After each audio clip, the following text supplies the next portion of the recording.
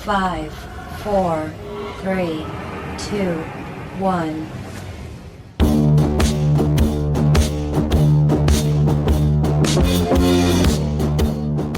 Brunson drives inside, puts it up, puts it in! Brunson drives, pulls up, jump shot, got it! Jalen Brunson, born to play basketball. It's a 4-point lead. Shot clock at 10. Brunson drives, foul, shot is up, count it, and one! Jalen Brunson with another answer, and the Knicks are back up by one. The Nichols quick, and he got it to Lafreniere. Down to Zibanejad. Drops it off Lafreniere. Cuts in, shoots, smash! Lafreniere wins it in overtime! How good does that feel for Alexei Lafreniere? A game winner. Mahomes throws, pass, caught, Williams, touchdown! Kansas City jumps on top. Williams makes a cut and will roll into the end zone for the touchdown. No flags. But how many players have come and gone? Great players, great coaches for the Chiefs that have not been able to taste this moment. This is picked. Kendall Fuller up to get it, and that will end this game. You're listening to another edition of Sports Today with Peter J. Here's your host, Peter J. Mulroy. Certainly a big week going into the Super Bowl. You got Patrick Mahomes on the grandest of stages once again meeting the 49ers. It'll be a rematch of Super Bowl 54 that was played back in 2020. And this is the week in between. You get the championship games and you get media week, and then it all comes to a close with the Super Bowl, which this year will be played in Las Vegas, a little less than 48 hours time from right now. Welcome to the latest edition of Sports Today with Peter J. On this Friday, February 9th, a little after 7 p.m. on the East Coast. We'll get into, obviously, the Super Bowl. My buddy Pat Pickens from the Game Day is going to jump on to give some betting insight into the game. We'll talk a little hockey as well. Plenty going on around the leagues. A lot of teams, particularly the New York Rangers and the Edmonton Oilers, playing good puck right now. So we'll get into that. Maybe some trade rumors starting to heat up surrounding multiple teams. There's been plenty going on in the NBA as well. And we'll talk about later in the show after we get through the meat of it, which obviously centers on the Super Bowl, what has happened at this NBA trade season, particularly how it impacted these teams that are generally major players, Knicks, Lakers, the Sixers, Celtics, and so on and so forth. So that'll be later in the program. But where I want to start is just some general housekeeping.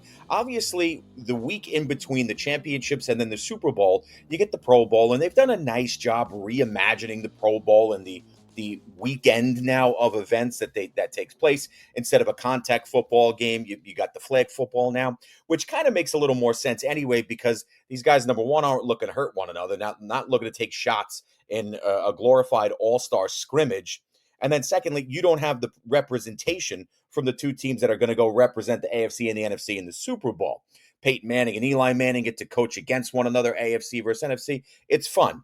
In addition to that, you do get the breaking news. Teams are bringing in players. Teams are moving on from players, deciding who they might slap the franchise tag with, where they want to allocate their money, and of course, with coaching staffs. So the Giants finally, and it seemed like it was a fairly consistent process. The Giants had plans in place should they lose offensive coordinator Mike Kafka, which did not happen. So he stays on board. That's good there. There's consistency for the Giants at the OC spot moving forward. Who's that particularly good for? Daniel Jones, who you would expect, barring another setback, is going to be the opening week starter under center for the Giants. Like it or lump it, folks, that is the reality. But as far as the Giants really not knowing the future of what might happen with the rest of the staff, while they thought they'd hang on to Kafka, and they did, despite him taking different head coaching interview opportunities, for the most part, the Giants also thought they'd keep their consistency at the defensive coordinator position with Wink Martindale. That didn't happen. More on Wink in a second. So the Giants have to go out of house, and they poached Shane Bowen from the Tennessee Titans. Now, Tennessee was an interesting story during the offseason because I don't think anyone expected, with the coaching carousel that takes place on an annual basis, Black Monday, and beyond that date, that the Tennessee Titans would be moving on from Mike Vrabel. But that is exactly what happened. And that opened the door for opportunities to the other teams in the league to potentially poach. The Giants do it. They bring in Bowen, who had been the DC in Tennessee from 2021 to 23. So he jumps on board now systematically. Yes, there'll be changes, but Bowen will get to sink his teeth into a defensive roster that, while very good, you put the Giants in the middle of the pack minus some early season woes and inconsistencies early in that season. There's clearly talent on that team, and it'll be further developing these young players, and that'll be Bowen's job moving forward. Another big addition the Giants made was moving on from offensive line coach Bobby Johnson. Not reactionary at all. I don't think franchises should, and I don't think they necessarily do, make moves based on the angst of the fan base, but it was no secret that Johnson wasn't overly popular, lack of development in the eyes of many, and apparently in the Giants front office. So Johnson out, Carmen Brasillo comes aboard to coach this offensive line group, 20-year veteran, 5 years in the NFL. So here he'll be the offensive line coach for the New York Giants, where development is going to be key, where drafting is going to be key. The Giants are going to have some money, especially if they're able to restructure. Perhaps it's moving on from somebody like Darius Slayton, not spending money.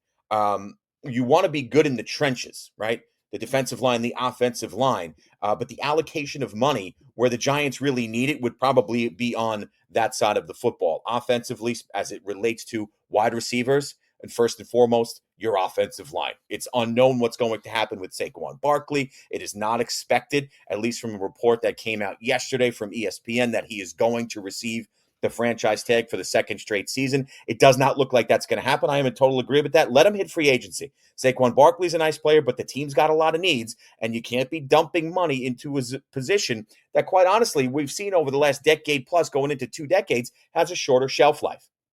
And I think that's factually based. I think we've seen that. Wonderful player, Pro Bowler, has had a great career when healthy. But if you can move funds and make moves around that, there are teams, i.e. the Kansas City Chiefs, who have proven that you don't necessarily need that lead dog coming out of the backfield to have a successful running game. If Daniel Jones is healthy, the Giants have a mobile quarterback. If they have a better offensive line, they'll have a better running game when they have some talent in that backfield to see who they might be able to build around if it's not going to be a Saquon Barkley. So the Giants have finalized their coaching staff. Brasillo to the offensive line, Bowen to coach the defense. Shea Tierney's going to be the passing game coordinator and the QB coach. Offensive assistant Christian Dable stays there. Mike Groh coaches the wide receivers, and Christian Jones is going to be the assistant QB coach. So you've got your group, along with Kafka, as now getting promoted to assistant head coach, will remain as the offensive coordinator, and he should have his play calling duties back. Staying in the division earlier in the week, the Washington Commanders get their next head coach.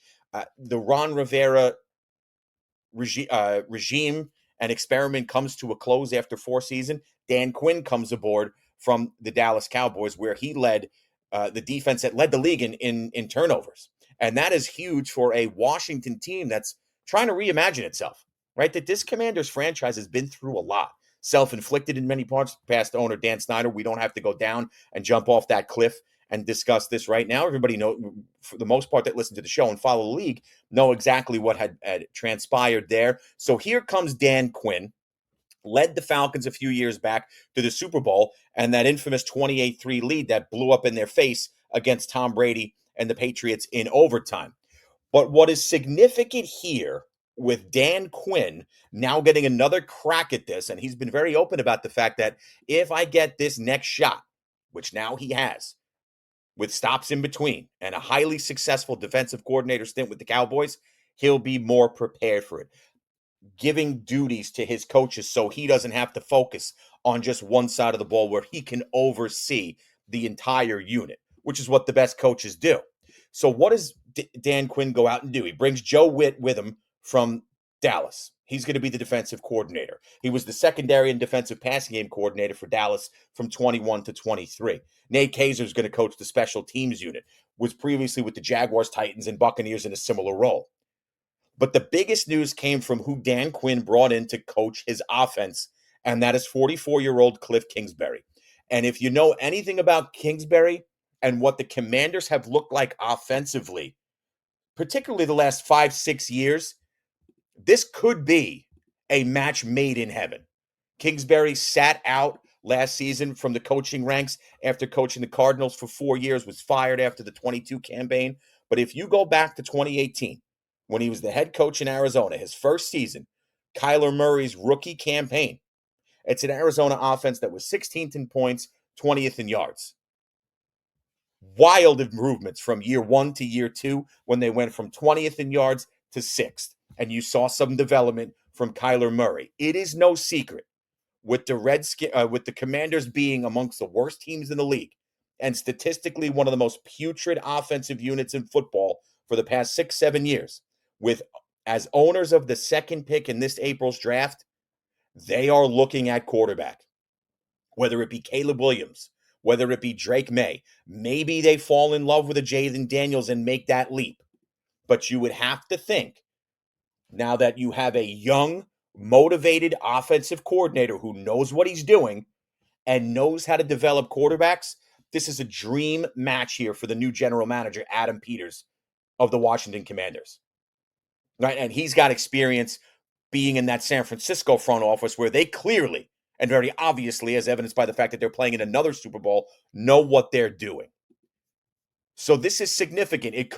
It might take some time to get your feet wet, but this is something Commanders, their fan base, the ownership group now needed to see. You have something to look forward to, and you legitimately have now an offensive coordinator who's going to be able to run the type of scheme he wants to, with a head coach that has recently said he's going to let him do it.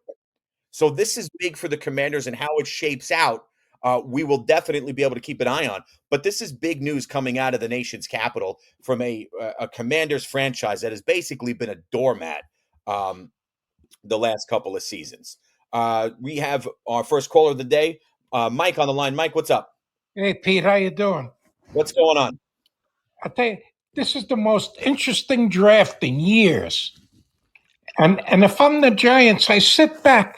Everybody says they have to pick quarterback, but this team needs so much. I tell you, there are certain players that have fallen in my lap. Like if Henderson falls in my lap, I take him. And I think you can get a decent quarterback second round in this draft. Yeah, I think outside of perhaps it's going to be interesting to see what the Bears do at number 1 because they have the pick from Carolina. And now it's going to be, what does their GM, Ryan Poles, want to do? Is he going to roll with Fields or sit on one of these guys like a Williams or a May? The Commanders are in that spot as well, and so are the Patriots. Those are your top 3 picks, and all 3 of those teams could be going quarterback. And I agree with you. From the Giants' perspective, Daniel Jones is going to be the starter next season. That is an absolute fact. Barring a setback and injury, that is the way the contract was structured when they gave him the 4-year deal, because in that literature, in that contract, that legal document that binded Jones to the Giants, if it didn't work after 2 years, the Giants weren't going to have egg on their face. So they can get out of this. So instead of that being $160 million and Giant Nation having a collective heart attack, $40 million a year is a lot, but you can get out after 2. Now, the caveat there is, hey, Daniel Jones is a season off, throwing for 22 touchdowns, rushing for another 7, and leading the Giants to a playoff victory after years of just being an utter malaise. So, no, I don't necessarily think the Giants need to be swinging for the fences and grabbing a quarterback when they pick in this first round, because as it sits, the Giants will have the 6th pick in the draft. I mean, and you said it, you need a plethora of things to make this the machine that it was at the end of the Tom Coughlin era. I mean, Mike, I could defensive maybe line help, O-line help, edge rushers, they need a lot. I could actually maybe move down a couple of slots. I love the kid from Notre Dame, Alt. I think he's a terrific player. He's not going to go top 5. Maybe I drop a couple of slots and take him. He would fit the mold of what they were looking for as someone who could shift to both sides of the line. And the Giants will have that decision there because for all intents and purposes, while that offensive line got better down the stretch, it is nowhere near the type of unit that you can trot out there and say that you are a legitimate, forget about Super Bowl contender, playoff contender right now. True. So we will see. And Mike, thank you for the phone call as always. But you can see how this shapes out, or based on some of the decisions the Giants have made, and it's with their coaching hires, with Bowen coming aboard. Hey, you might want to grab an edge rusher, a defensive tackle in the draft, in free agency. You're probably looking at what you might have to do at running back should you be moving on from Saquon Barkley, because he's going to hit free agency. The Giants are not going to tag him, and odds are they're not going to sign him. So he's going to hit free agency, and he's going to be gone. I mean, is it an Eric Gray who looked good in spots? Breida in the draft? And there's good running backs coming out of the draft. And this is a conversation that we'll be able to get to as we get closer to that April draft. But yeah, as Mike said, you don't have to fall in love at 6, nor do I think the Giants will.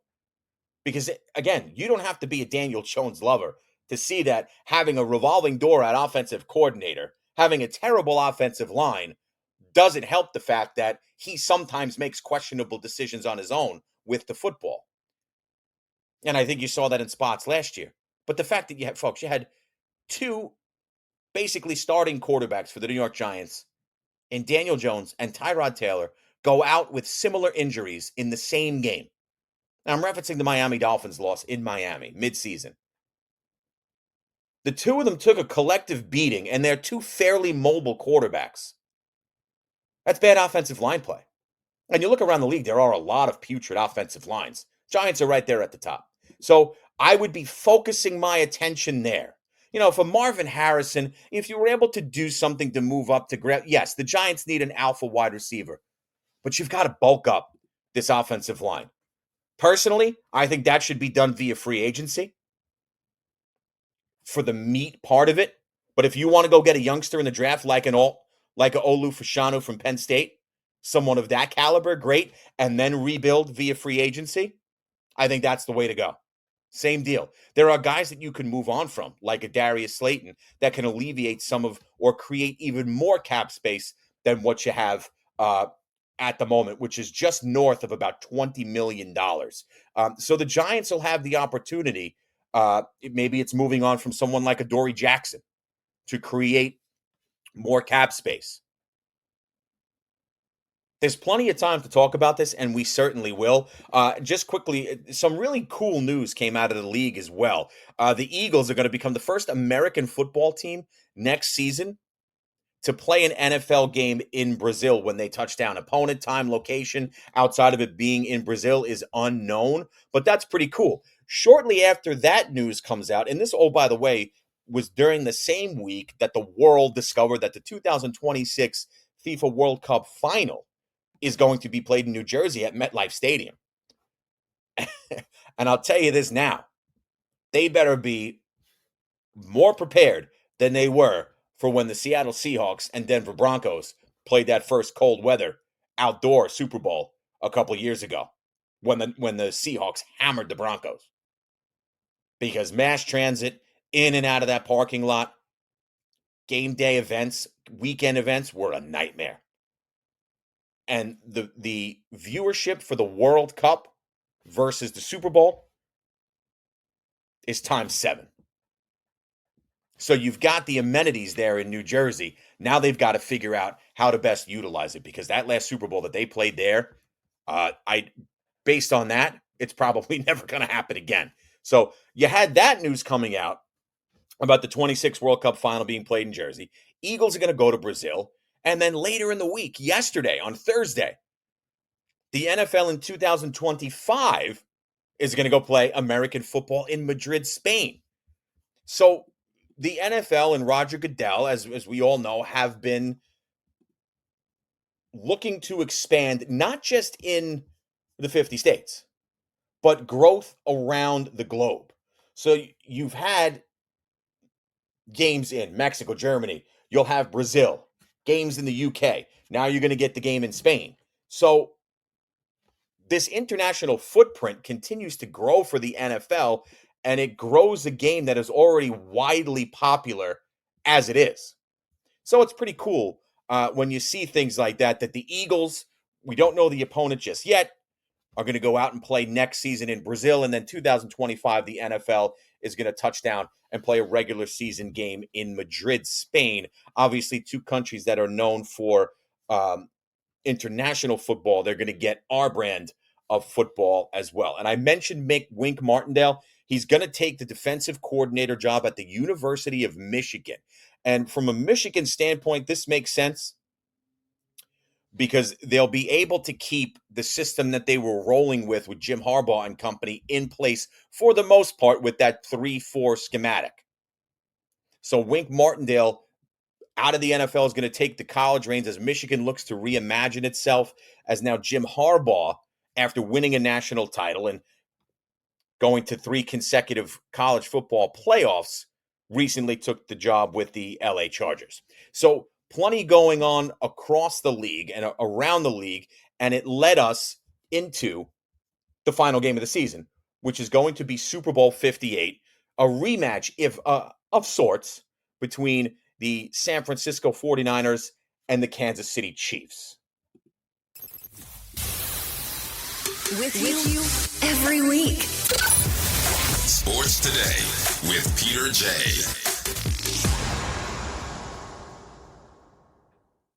So you got the Niners, you got the Chiefs, grandest of stages, Sunday, February 11th, 6:30 p.m. Eastern Time kickoff. CBS will anchor the coverage. You'll get Nance, you'll get Romo. The Niners right now, a 1.5 favorite, over-under set at 47.5 on the money line. I think the Chiefs were plus 101. So Pat Pickens is going to jump on in a little bit and join us from the game day to talk about some of the biggest bets that you can kind of hitch your wagons to this weekend, in addition to the outrights, the over-under, the money line. There's always fun prop bets with the Super Bowl, and that makes it one of the most enjoyable sporting events each and every year. But when you talk about this game, it's a rematch of the 2020 contest with differences, right? With some shades of gray. So you've got Patrick Mahomes. Yes, he's back, looking for title number 3. The last time Kansas City played San Francisco in the Super Bowl, Jimmy Garoppolo was under center for the Niners. And those of you, I mean, we're not going back that far to 2020. You're watching this game, and San Francisco was in control, up 20-10, 11 plus minutes to go in the game. And then here really came, as good as that season was, the official birth of Patrick Mahomes. Right? Chiefs hadn't won a Super Bowl since 1969, 1970. So here comes Patrick Mahomes and company, reeling off 21 consecutive points over a less than 7-minute span, and they get the victory 31-20. You heard some of the highlights of that 2020 Super Bowl in the opening package. So that was a game where you really saw how dangerous and how good this Kansas City unit was. Now, what else? In addition to Jimmy Garoppolo now being in Vegas, no Tyreek Hill, who was the alpha dog in addition to Travis Kelce for that Kansas City passing offense. Kelce obviously still here, coming off a 2-touchdown performance a couple of weeks ago in the divisional round in the win at Buffalo. And this is a Chiefs team that rolls into this game playing as well as they have all season. But what is different about this Kansas City team, outside of the Mahomes-Kelce duo, which is still magical and legendary, you don't often see a duo like this, and you may never see one like this again. But the difference between this Kansas City team, or the biggest difference, I should say, is that this Chiefs team is getting it done with defense. As good as Mahomes is, to ad-lib and to create on the move, we've seen that his entire career. And it's no accident that this is a Kansas City team that has now been to 6 straight AFC championship games. And they're playing for their 2nd straight Super Bowl title. Obviously, you're not here without Patrick Mahomes. But the beauty of this with Kansas City this season, well-documented issues with that wide receiving core outside of Travis Kelce. Now, Rashee Rice has come on and been great, the 2nd rounder out of SMU. He's had a hell of a season. But the struggles were well-documented early on. The drops, the inconsistencies, the penalties. But because you had the stability at quarterback, the always reliant Travis Kelce, even though he had his ups and downs, mostly due to injury toward the midway point of the season, this is a team, Chris Jones and company, defensive coordinator Steve Spagnuolo, who's one of the best to ever do it as a defensive mastermind. They're beating people with defense. Case in point, what they did in the AFC Championship game 2 weeks ago in Baltimore. 17-10 victory. I mean, Lamar Jackson was going to win the league MVP regardless of what happened in that game, and he did the other night. And he deserved it. He had a hell of a season. But he was basically rendered useless and confused, not because he wasn't up for the moment, not because, obviously, he doesn't have the ability, but because that Kansas City defense played its best game of the season. They got into that backfield, they were able to put pressure, and they surrounded a quarterback who relies on mobility and using his great vision down the field. While he threw a nice touchdown pass early in the game to tie it at 7 to Zay Flowers, outside of that, Baltimore was able to do nothing offensively, and it was explicitly because of that Kansas City defense. Now, Baltimore basically did the same thing to Kansas City. That's why the final score was 17-10. But because they were able to go on the road, bring that defense, and defense can travel, as we have seen, that is why Kansas City, once again, is playing for a Super Bowl title. It is because of their defense. Now, when you look at the San Francisco 49ers, down 24-7 2 weeks ago at half to the Detroit Lions, I'm sitting there watching the game, and I'm actually thinking to myself, I'm texting my buddies, and I'm saying, hey, listen, I know we're going into the break here. It's 24-7. Coming out of the third quarter, this game could get out of hand. And that was something that I don't think too many people were prepared for, to say, hey, the Lions are going to put it on San Francisco at home. They're a play away from running away with this thing. And it just never materialized. Sure, a lot of the talk surrounds not taking 3 when you're up 24-7 and going for it on 4th down, you get a drop pass. Going for it later on 4th down again and not converting that. I get it all.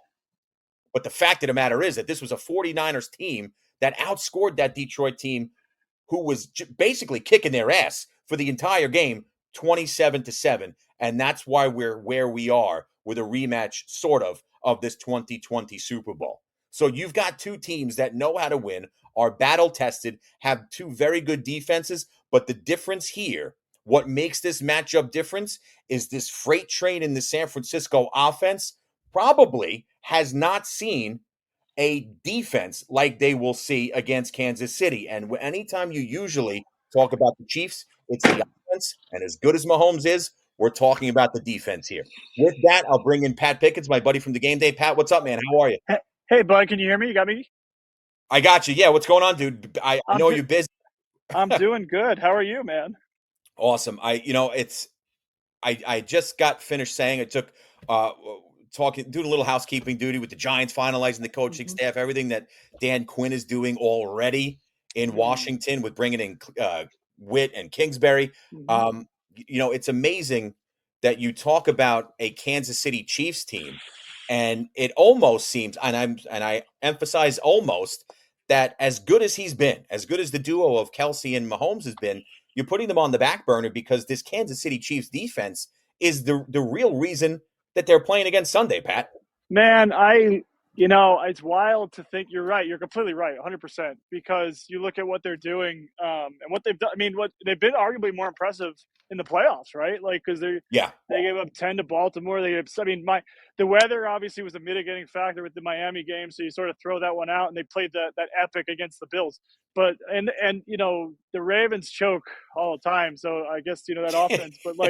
But it's it's funny because like I was pointing to that spot where Detroit won in Kansas City on opening night, right? And that we were all looking forward to that rematch potentially against Detroit, Kansas City, Yeah.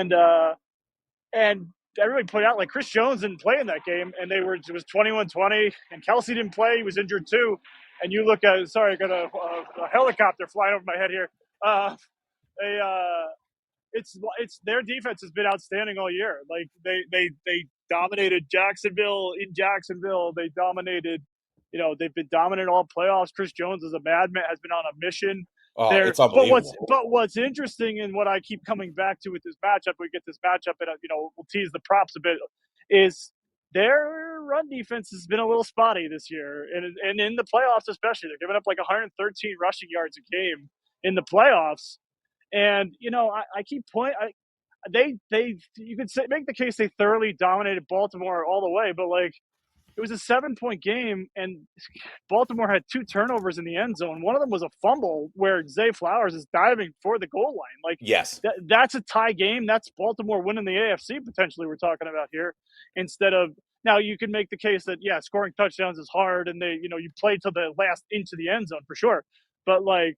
There is a spot. The Chiefs' defense has been awesome and way more valuable than their offense all season, and certainly all postseason. But the weather was the mitigating factor against Miami, and Miami was sort of toast, had fallen off a cliff. Buffalo, they gave up the 24 points, and would have were a missed field goal away, essentially from overtime and potentially losing there. And then there are 2 turnovers in the end zone. So like, for as impressive as it looks on paper, they're giving up a ton of rushing yards, and they've forced the turnovers when it's mattered, but you can't necessarily count on that all the time. And I think that's when you look at it defensively, and going back to that AFC Championship game, Pat, I've played it over and over. I've seen the highlights. I still can't believe, as much as I love him, and I haven't met too many fans of Lamar Jackson who don't have a dog in the fight like I do. Yeah. I still cannot believe that he threw that pass into the end zone like that. I don't, and I don't ever fire this guy, cut this guy for doing things that I can't do. I just don't know what he was trying to do in a 1-on-3 situation. No idea. Forget about a game changer. That's a game you cost yourself there. Well, not only that, but like, it's just like, and not, you can't, like you said, it's hard to second guess here because, you don't know what he's seeing. You don't know what he's going. Exactly. But it just fuels the fire that he can't deliver when it counts. Like when you make a decision that terrible, and I, like you said that, and I was going through my head when you described the pick. I'm trying to see it in my head, and I saw it perfectly with the 3 Chiefs players surrounding. Like, it is a baffling decision. But and I don't love the term choker because guys are chokers until they aren't, right? Mm-hmm. Like. And Lamar had obviously the MVP of the league, and then he had that huge game against Houston, running the ball and throwing the ball. But it becomes harder to argue against a guy is not a choker when it makes a decision like that. Again, especially I think that was their second red zone turnover, or second turnover in the end zone. I think I forget the chronology of the two, but it makes it hard to defend when you're against people who are going to say, well, this guy doesn't come up big in the big spot because, like, what kind of decision was that? But exactly. I mean, I'm not going to say Kansas City was lucky to get there by any means because, you said it, you're right. Their defense has made plays. They shut down offenses. But you're talking about, like I said, 2 turnovers in the end zone and a miss and a, Tyler Bass wide right, potentially from them have been out, could have been out far earlier. And I mean, and look, I love the matchup. I'm a little disappointed it's not Detroit because I would have loved to hear what the Detroit people have to say. But it's hard to argue against the matchup in terms of the Niners and Chiefs because, the Niners, for my money, I know the Ravens dismantled them on Christmas, but like the Niners have been the best team in football all year, especially when they're healthy. Like when Deebo Samuel's healthy, they're a completely different animal. And Christian McCaffrey is so much fun to watch. And it's hard not to marvel at Brock Purdy just as the last pick in his draft year, turning into a Super Bowl quarterback, and their defense is loaded. I think for my money, they've been the best team all year. And people want to watch Patrick Mahomes. Like, and people want, and apparently all they want to do is talk about Taylor Swift, which we can get to in a minute. But like, I feel like I've been talking about her nonstop. But you it'd be hard to handpick a better matchup for a broader audience. I think that's why the tickets prices are so crazy. I think that's why you're going to see a huge TV rating on Monday or Tuesday whenever the TV comes out. And I say this every year. It's Friday before the Super Bowl, and just let's kick the game off. Let's get it going. Let's do it now. Sometimes you almost forget that they still have to play a game. Yeah, for sure. Yep. Look, I am of the mindset here, and especially when you tease to the fact that this Kansas City team, like you said, does have some questions there in the run defense, where it's kind of the opposite with what San Francisco has. Yeah. Now, offensively, Debo healthier, the shoulder seems to be okay. He's a running and a pass catching threat against the Chiefs' second and third levels. You've talked about Purdy. I think he's the third youngest to make a start in the Super Bowl at 24 years old, Mr. Irrelevant. All the storylines there. I'm of the mindset here, Pat. I've got a 28-24 game going against San Francisco because I can't learn my lesson and finally pick the Kansas City Chiefs. And it's not like I'm a Chiefs railroader. I'm not saying that. I am very up with the times. I get it. There was just something in the beginning of the playoffs where we saw how lousy their wide receiving core could be. Pacheco finally turned it on, but you hadn't seen that. And this was a Chiefs team that I was struggling to buy because I fell for it. It's hard to pick against Patrick Mahomes, but if it's going to happen, Pat, I think it is this very complete from top to bottom San Francisco team. I like them 28-24. What do you say? I think it might be lower scoring than that. I agree. I would echo exactly what you just said, and I feel like if I'm wrong, people are gonna let me hear about it all next week because I'm completely with you 100%. And I've had conversations with coworkers about this, about friends, and obviously with other people. My eyes saw the Chiefs all season. They were great defensively. They were a little bit spotty against the run all season. They were, they lost some games they should have won, frankly. It's in some bad. They put themselves in some bad spots. They obviously the Buffalo game coming to mind with Kadarius Toney, and I mean it's still Marquez Valdez-Scantling. They lost the game against Philadelphia at home on Monday night, and my eyes don't. So I just said for my money, the Niners have been the best team in football all season, and they're the most complete team. And the Joe Thuney, he's out now, is going to be a huge loss for them, especially against a team like San Francisco who can pin their ears back with Nick Bosa and Chase Young, and who with such dominant linebackers. Dre Greenlaw and Fred Warner. Yeah, Fred Warner is incredible. Like the motor on both of those guys is exceptional. And I just keep having this vision of Patrick Mahomes running for his life against the Bucks in the COVID Super Bowl, where the Buccaneers defense got after him, and he, again, I just see him in my head running for his life and having that be the theme again Monday, where we're talking about the Niners rushing game, controlling the clock early, and we talk about Kansas City's receivers being exposed. I love Rashee Rice, the rookie. He's terrific. Ditto. Chelsea is awesome. Definitely Hall of Famer. There's no question about it. But I just have this vision of, again, Mahomes running for his life against Bosa. And I just keep thinking that, Kyle Shanahan's so maligned and deservedly so all these years, chokes when it counts, can't protect quarterbacks. Gags in a big spot, and this just feels different. The way they won the game, especially that game against the Packers in the divisional round, and certainly the way they won that game against the Lions in the championship game, down 17 at halftime and left for dead, and the Lions fans were feeling it, and it was eerily quiet at the park, and then everything turned. Again, it's one of those moments where you're a choker until you're not, and it just feels like this is the year for Kyle Shanahan to get the monkey off his back. I think if I were to guess, I would say maybe 28-17, maybe not that high scoring, but and again, if the Chiefs win, I'll hear about it because I've been very adamant talking about this is not a quarterback versus a quarterback. This is a team versus a team. Yep. And the Niners have been the team all year from week one.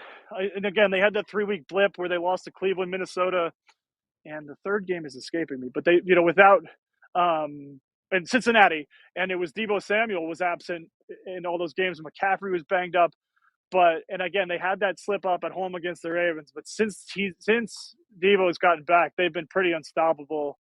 And I just think the offensive deficiencies will catch up with Mahomes is my thought, and they'll have a hard time protecting him. And that's that. I mean, again, if I agree, I'm not a Mahomes hater at all. I like the guy. I love watching him play.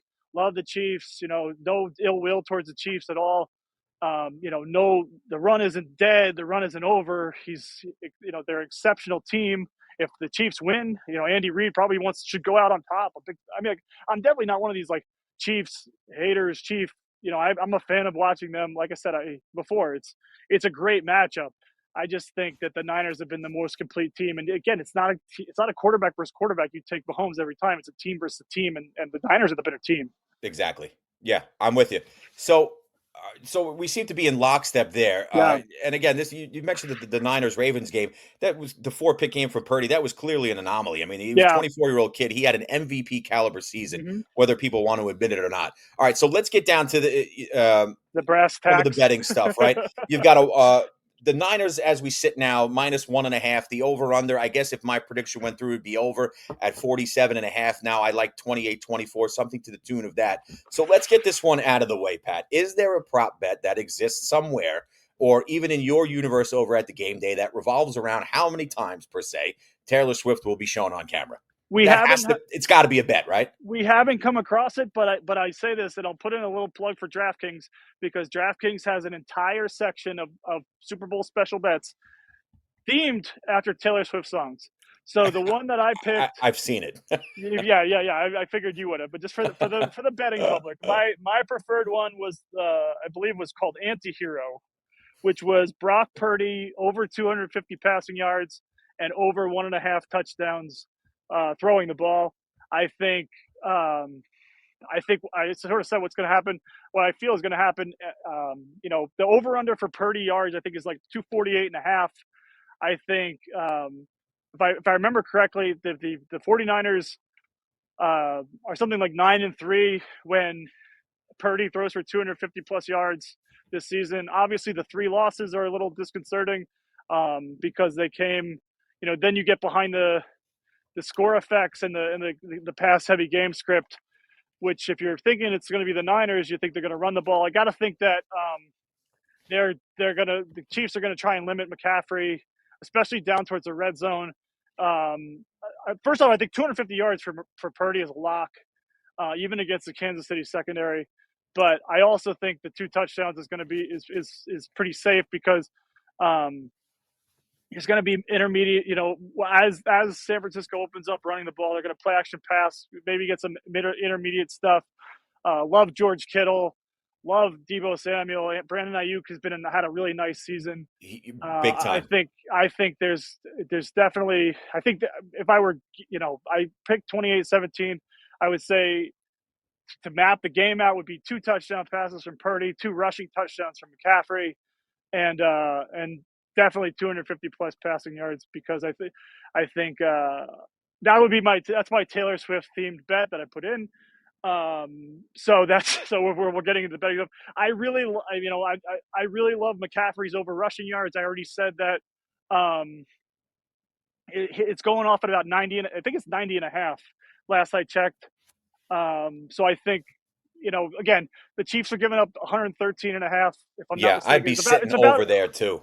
Yeah, it's about 113 rushing yards per game in the playoffs and in the regular season. So this is not just a playoffs only trend. This is a season long trend. They're giving up 113 rushing yards. McCaffrey is obviously the bell cow back. Elijah Mitchell's prop number of carries is sitting at about 1.5. And Purdy obviously can run the ball himself, but I think his over under of rush yards is like 11.5. So if McCaffrey's going to do the damage in the running attack for the 49ers, he's going to get most of the carries. And my thought is there's going to be a run heavy game script, especially early as they establish it, and if they get the lead late too, to try and steal it away. So I think 90.5 over 90.5 for McCaffrey is a pretty, it's a high number to clear. And McCaffrey has not. He's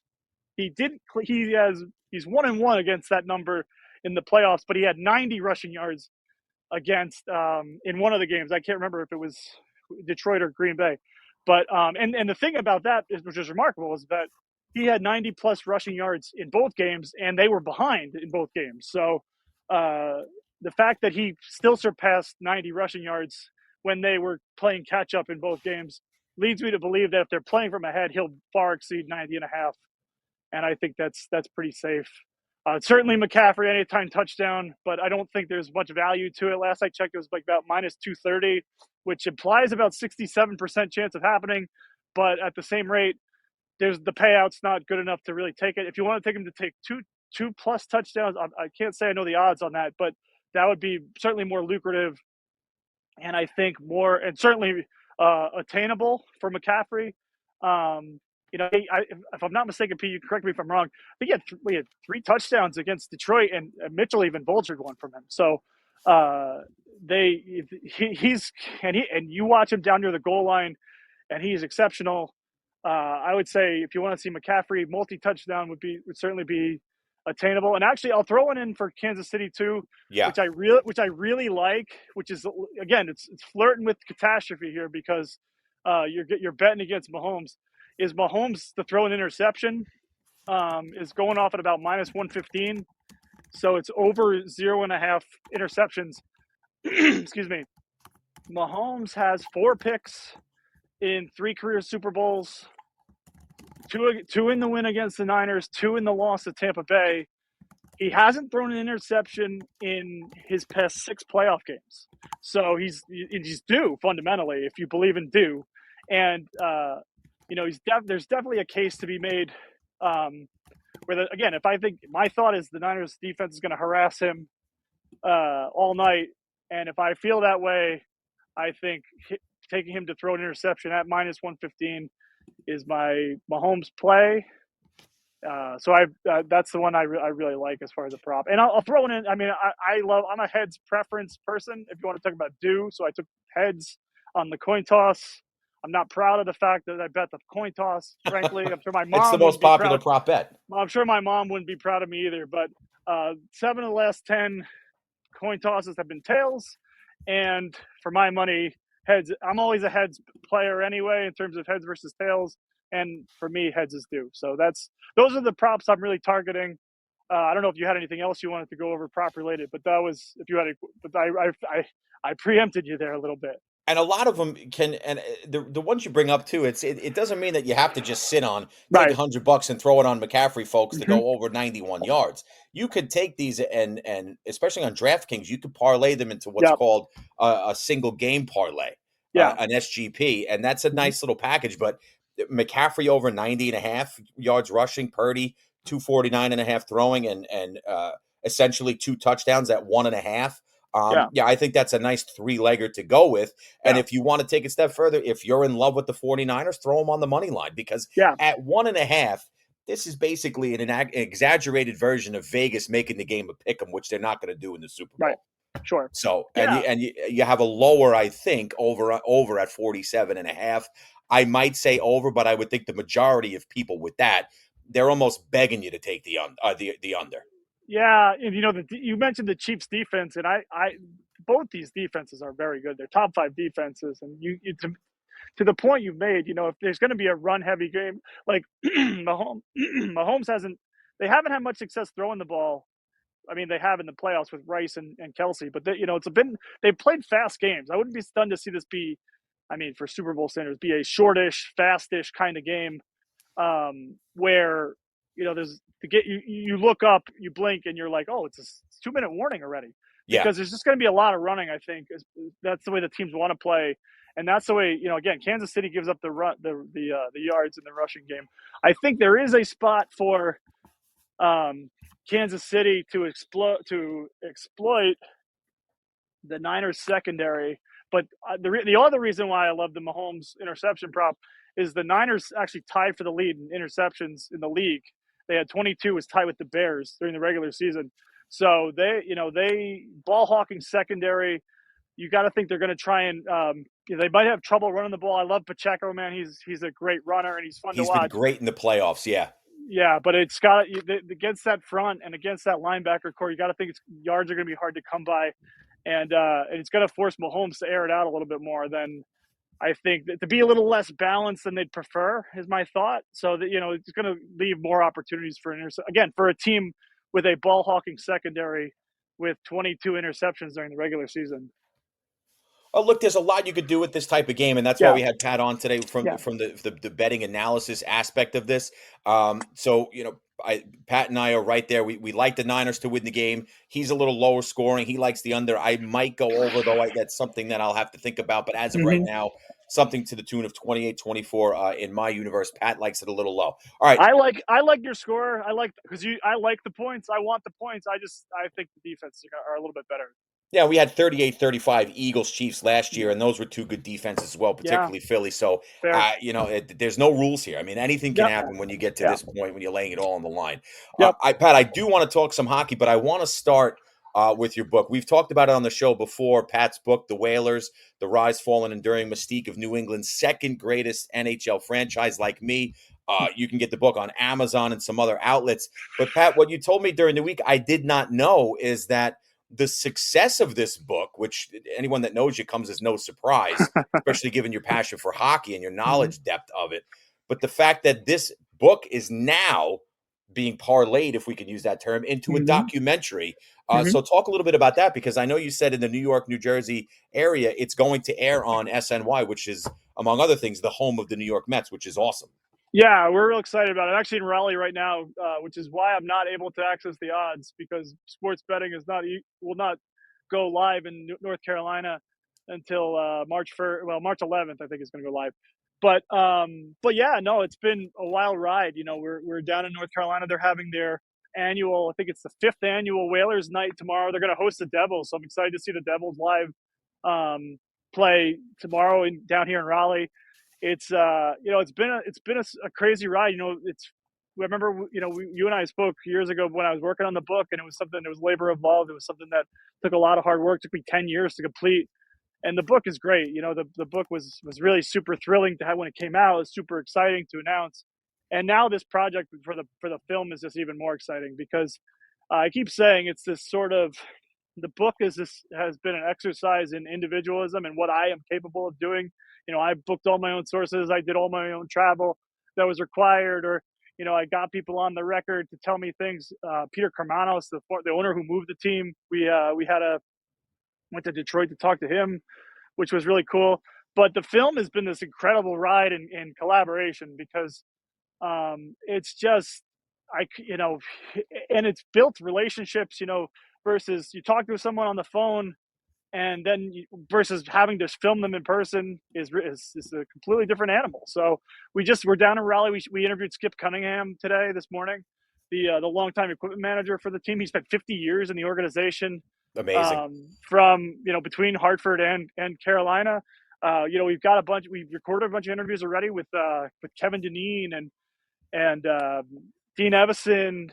It's funny, we got Evison when he was still the coach of the Wild, and then a month later or 2 months later he was fired, and it was such a serendipitous moment, but also felt for Evison, because he was so excited to have us interviewing him and to talk about the Whalers. That I think is the cool common thread of everybody we talk to, whether it's former, any of the former players, any of the former coaches. Like, all the former players turned, some titans in the game. Guys like Ray Ferraro and Ron Francis and Kevin Dineen and Dean Evison, who was a coach, or we're talking to Ulf Samuelsson eventually, and we haven't recorded them all. We've booked a ton. We talked to Stu Grimson or other guys who are both either in media or coaching or broadcasting or agents, and they all have some tie to the Whalers. They all play for the Whalers, and the coolest part about it is that they just love to talk about their time in Hartford. I think is one of the most fascinating parts, is that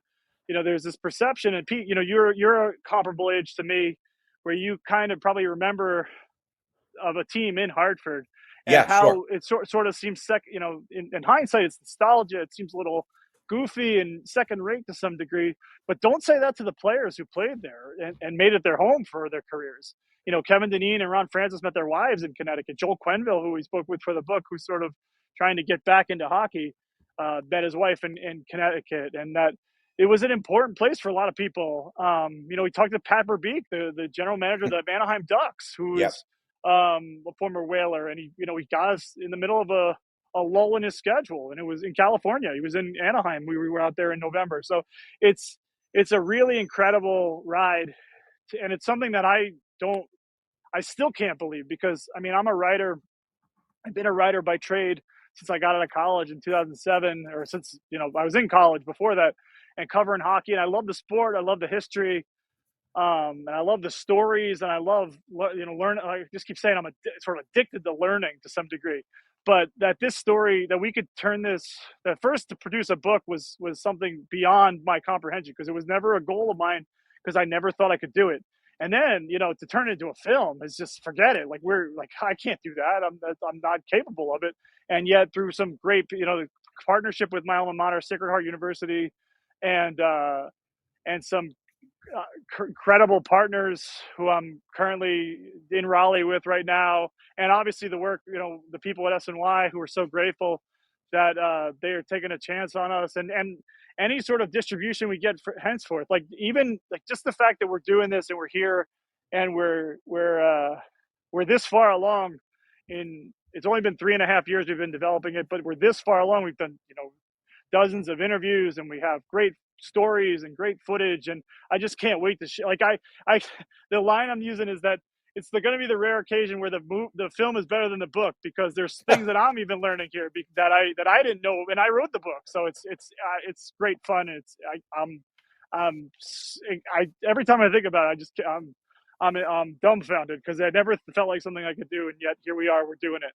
And I think it's understandable that a lot of people always don't realize, and you and I included, from print to screen, how many moving parts there really are. For sure. It's almost, you got to start a book somewhere, right? You have to get your foundation, your notes, your team, a place to collect your thoughts, and then go from there. The book is done.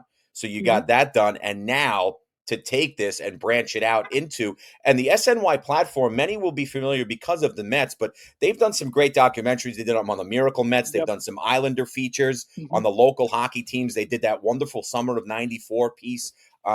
So they know what they're doing when it comes to something like this. And for someone, if anybody, for those who have read the book or interested in reading the book, you don't have to know all that much about the Whalers or even, the franchise to itself. If you're a hockey fan, it's a good read, because it dives into so much more than that, and just that camaraderie that the players not only had with one another, but the city that they represented.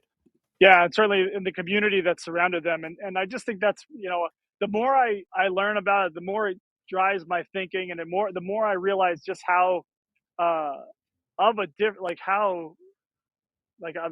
just how unique that whole time was in sports, and in, hockey to some degree, because hockey's always been sort of niche. It's become far more mainstream over the past 25 years since the Whalers left. But just how, it almost leaves, I think that whole era leaves some people like myself to some degree longing for sort of things when things were simpler, when things were less business oriented, when things were less, when monetary configurations were not the sole driver of everything, when Hartford, Connecticut could have a professional sports team, and the greatest players of all time could call it home, and not only call it home, like could be putting it, like Ron Francis is like top 5 in the NHL history in points, played there for a decade.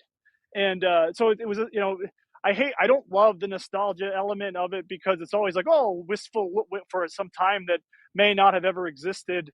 But in this case, there's definitely a nostalgia piece there that I love diving into.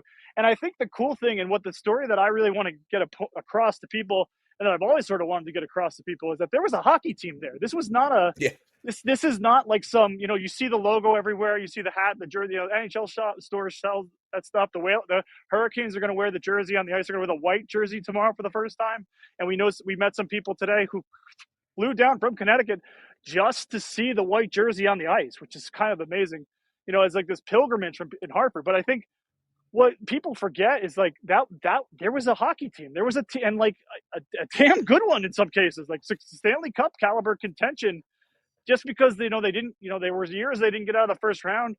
There were years they lost in Game 7 in the first round or the second round, and people think, oh well, yeah, Hartford, it was a joke. But like there were great players and great personalities and some and great teams in Hartford, Connecticut, in the War Whaler uniforms. And I think for me, that's the point I want to get across to people is like, yeah, you see this boom of merchandise and the logo is exceptional. And honestly, I feel again, speaking of serendipity, we got Peter Good, who designed the logo. We got him on camera in the summer of 2022 before we had landed SNY, but we got him on camera to speak about the Whalers logo. And then last year he died. So like we have an interview with Peter Good talking about how he came through with the logo, and then Howard Baldwin, who was founder of the team, the movie producer who produced Ray and Mystery Alaska and a bunch of other films. He was speaking about it, but like Peter Good died, and like just suddenly he was like in his 80s, and he just passed away suddenly last spring. And it's like, like we I feel he was a great person, great man, but like we have this clip of him talking that'll be in the documentary. So I just want to make sure that I really just want everyone to learn what I did. Is sort of my goal in my career is just take what I learned and pass it on to everybody else to realize that like yeah, there was it's a little kitschy, it's a little weird, brass bonanza, you play in the shopping mall, the logo, Pucky the Whale, all this goofy stuff people think of with the Hartford Whalers, but like that was someone's team. That was the same on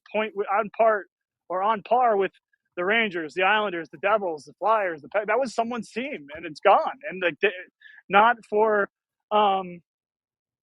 and that there were years where they went toe to toe with the Bruins, they went toe to toe with the Canadians, and could have won the Stanley Cup if a puck bounce here or there, or a goal in overtime. And it just and what would be different if Hartford was still in there. So I think there's a lot of elements that I love diving into. I love the story. I love talking to people about it too, and it's something that at some point I'm going to have to branch out and do something different than the Whalers. But we're going to enjoy this ride as long as it goes. And you should, absolutely. Again, the book is The Whalers, The Rise, Fall, and Enduring Mystique of New England's second greatest NHL franchise, which is available on Amazon, and SNY continuing with Pat and his team to develop the documentary. Pat, where we are now with this, and you bring up that you're out in Carolina, Hurricanes currently rocking fourth in the East, but I do want to ask a question because it has become such a big storyline, and it's twofold. With the way you've got teams like Edmonton had recently that stretch of reeling off the 16 straight wins. Vancouver's playing good hockey. You've got the New York Rangers here with a 38-year-old goaltender who's got a couple of titles under his belt, who has basically, along with timely goal scoring, been carrying a team that also possesses Igor Shesterkin. I mean, can you remember anything that has been this consistent in a league like the NHL in recent time? Because I certainly can't. I mean, this has been remarkable. It's really just speaks to the Rangers. I don't love things like aura and mystique and things of that nature, but there's something to it with the Rangers because like they Jonathan Quick was shot last year. Like he got traded twice. He got traded to Columbus, and then he got traded to Vegas. Vegas wanted him as a stopgap option, essentially, because they had run out of goalies. Logan Thompson was injured, and Aiden Hill was injured, and Hill came back, and Quick backed him up the rest of the season. But like Quick didn't smell the net, and I think my thought is that people keep bringing this up to me about Shesterkin versus Quick. I don't think there's a controversy at all, because I think this is just ride the hot hand with Quick until Shesterkin finds his form. But I get a little concerned about Shesterkin if I were a Ranger fan. I know Ranger fans are, I think it's beyond that now, that the fan base and obviously the organization wants to get him right, but not at the expense of winning games. No, of course. And like, I think there have been moments like this in the past. Like I'll point to last season where, the Panthers were fighting for the Florida Panthers were fighting for their playoff lives. And who did they go to? They went to Alex Lyon in goal. And Alex Lyon won them like 5 straight games down the stretch, got them in as the 8th seed, started game 1 of the playoffs. And he I think he got pulled in game 2 in Boston, and Bobrovsky took care of the rest. And Bobrovsky was always going to be the guy, but you ride the hot hand till the hot hand cools, and then you go back to your guy. So I don't think it's certainly not a bad problem for the Rangers to have that Quick is playing so well, because, we look back the past decade, and I know you and I we've talked about it in the past, where there was so much concern about Henrik Lundqvist back before Shesterkin, about he's playing too much, he's going to get worn out, because it always happened. And they put too much in front of him. They defend the house too much. They rely too much on Lundqvist, and it was definitely the case there. But as well as I do, Pete, that there's a level of freshness a goaltender needs to have going into the playoffs and beyond. So, if we're talking about needing, having to ride Jonathan Quick, a 2-time Stanley Cup goaltender, who's a Conn Smythe winner, who you've watched him beat your team in the Cup final. Yep. There are worse problems for you to have than, oh no, what are we going to do? We have our starter isn't playing well, but our backup is keeping us not only afloat, atop the division. So I think Shesterkin's going to get right at some point. If I was not a Ranger fan, I would worry about the Rangers, only because I know that Shesterkin's going to get right at some point. And he's going to be fresh, and their depth and scoring has been good, and their power play is pretty good. I know they had that lull about a month ago. It's funny. I think the bye weeks and the All-Star break really helped a bunch of teams. Like the Flyers were going through it for a while, and they seem to be getting right now. All of a sudden, the Islanders, I think, have won 3 or 4 straight games in a row. Yep. And the Rangers seem to be finding it too. I think they've won 3 games in a row too, where they were really, really scuffling right before the All-Star break, and now they knocked off Tampa. And if I were the Rangers, I gotta think I'm the best team, at least in the Metro right now, if not the East. I know there's Boston is there. We'll see whether the Bruins can keep this run of what they're going through. But every team every team in the Metro is flawed.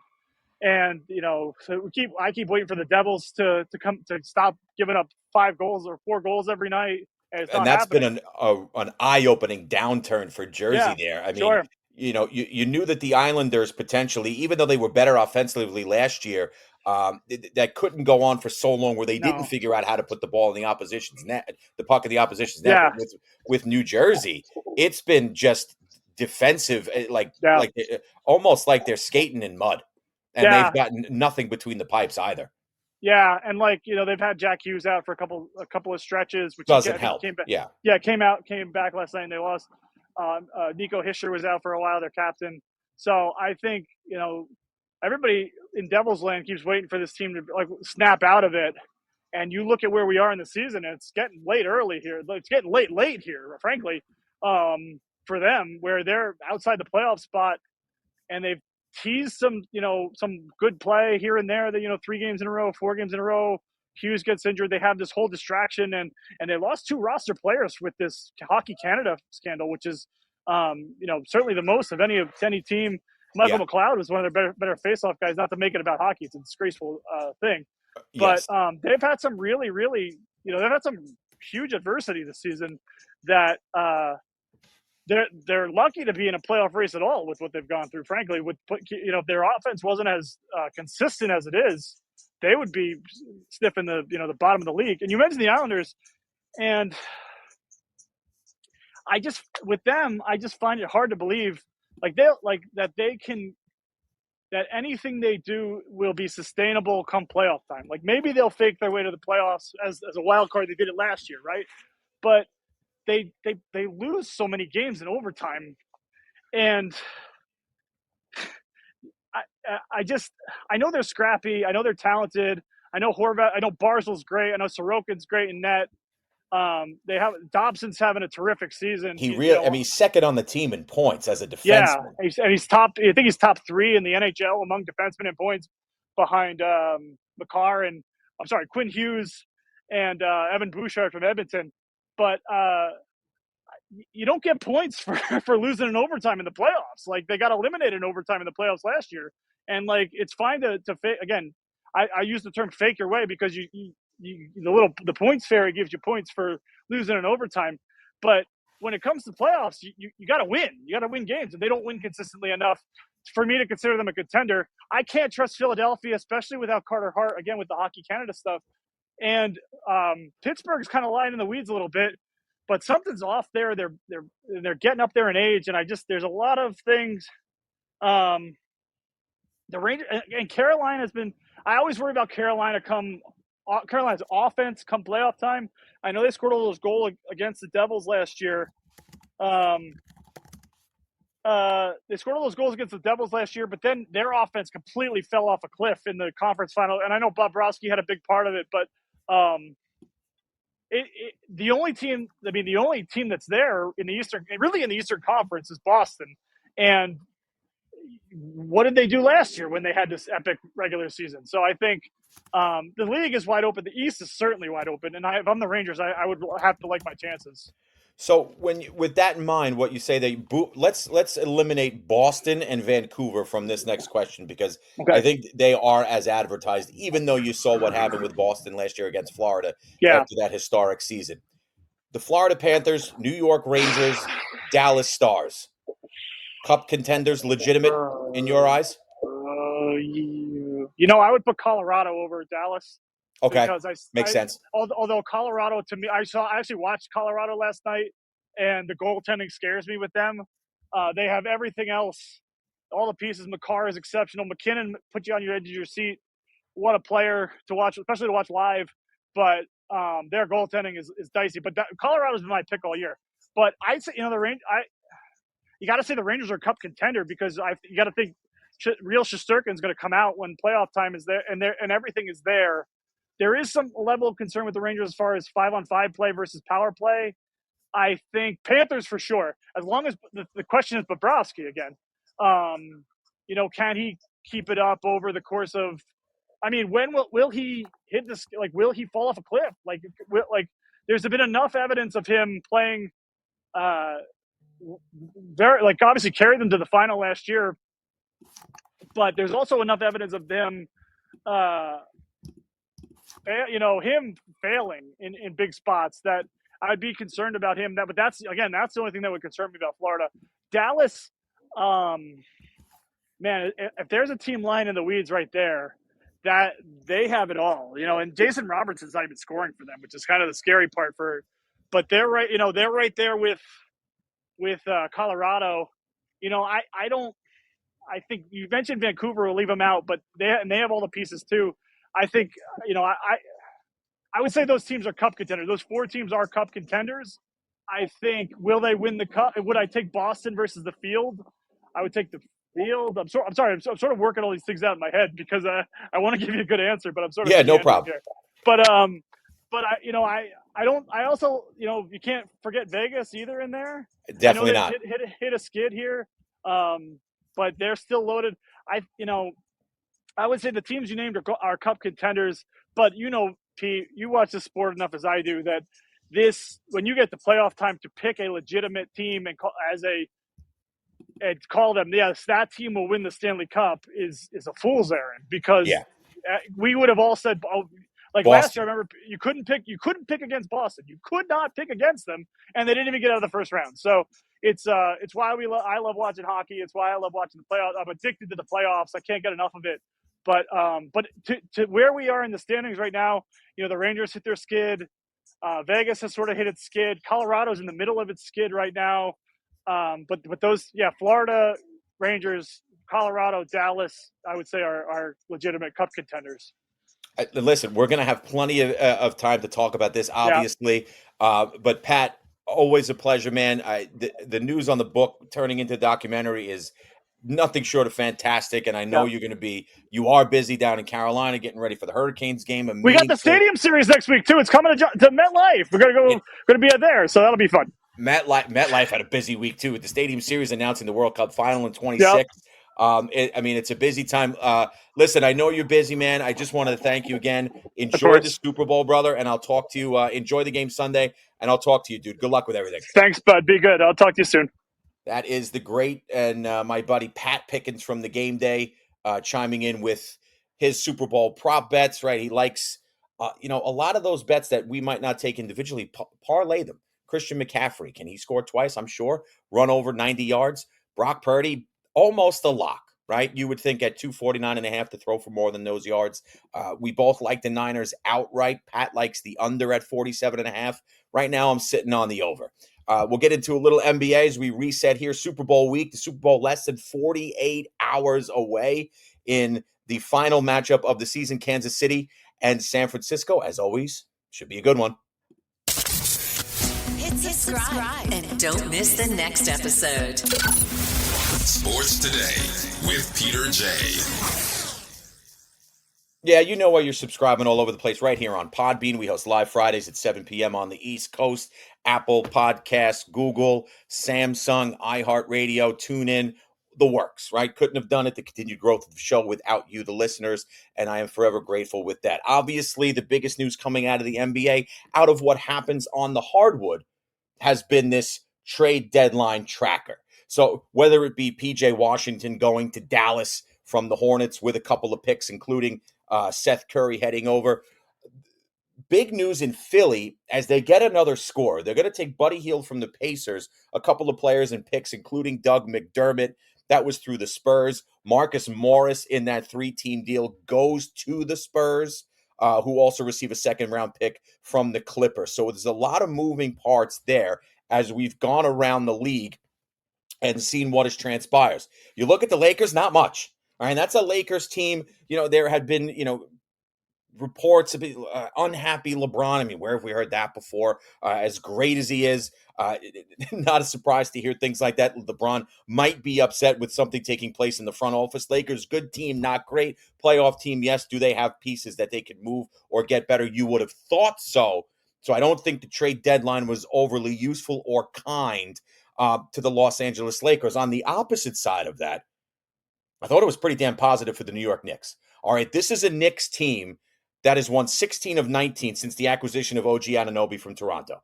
Now, along with a slew of other players that I'll talk about in a moment, Anunoby was reevaluated for an injury. He'll be reevaluated again in 3 weeks. So the Knicks will be without his services. You've got Julius Randle banged up. Jalen Brunson banged up, as good as those two have been. Isaiah Hartenstein's going to miss Saturday's game against the Pacers due to an Achilles injury. So the Knicks continue to plod along third in the East despite these injuries. So what do they go out and do? The Knicks over the past decade plus have been synonymous with ridiculous, especially when it came to decision making. Not the case with Leon Rose and company. The Knicks go out Thursday, grab Bojan Bogdanovic and Alec Burks from the Pistons in exchange for Quentin Grimes, and then reserve players, Ryan Arcidiacono, Malachi Flynn, and 2 future second-round picks. Why is this big? Number one, it brings 2 veterans to a Knicks team that continues to build the right way. Number 2, Tom Thibodeau has had a love affair with Alec Burks since he left the Knicks a couple of years ago. Now, he doesn't have to be thrust into this starting rotation for the Knicks, but at a 40% three-point shooter, adding him into that rotation to basically fill the shoes of Quentin Grimes, who's your quintessential 3-and-D player, this was a big move for the Knicks. And, oh, by the way, Bogdanovic comes on board, who can slot into one of the starting forward positions while Randle continues to heal, Anunoby continues to heal, and play good basketball. 20 points per game for a lousy Detroit team. The Knicks go out and make 2 savvy, complete moves to provide the Garden and this Knick fan base and the front office and the team with what it needs moving forward. This is a team that's been playing good ball outside of those injuries regardless, particularly Jalen Brunson. And you heard how well he's played in the open. And the strong play on the interior, now with Hartenstein, who's banged up and he's going to miss tomorrow's game, as I said a moment ago, against the Pacers. Precious Achiuwa inside. They've been eating on the offensive glass. That's been big. So now to add 2 pieces like this, because the Knicks are going to get healthy. And now you've got these veteran players back in this rotation to give you even more depth. Mitch Robinson hopefully comes back later in the season. That gives you more size and more ability to rebound on both ends. The defense has been better. Obviously, Anunoby comes in as a 2-way player.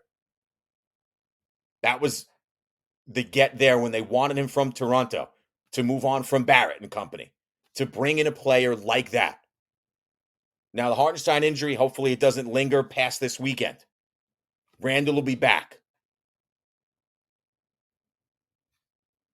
Who else this move helps is Josh Hart, who's been playing almost 40 minutes with the revolving door of injuries as Jalen Brunson continues to recover from being banged up.